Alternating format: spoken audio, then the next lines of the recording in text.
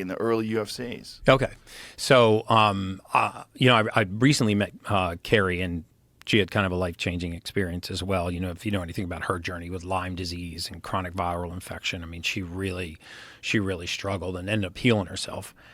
And she took the same test that Dana White did. It was life-changing for her. And she was like, what is this test?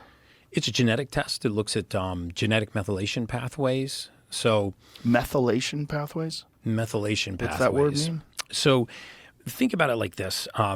We pull crude oil out of the ground, right? Mm-hmm. But you can't put crude oil into your gas tank, right? Because the car doesn't understand that fuel source. So what happens is crude oil has to be refined into gasoline, and then the car can run. Okay, so in human beings, there's a similar process called methylation. There's not a single compound known to mankind, not one.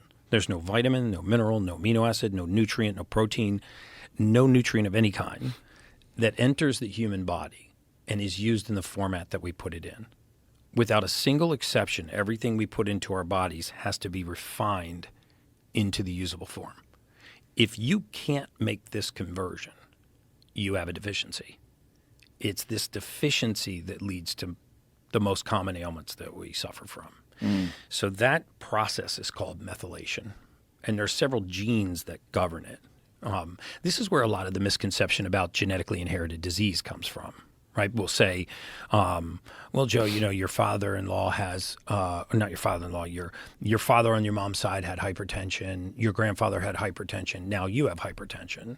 So you have genetically inherited hypertension, or you have familial hypertension. Well, and hypertension is commonly known as high blood pressure.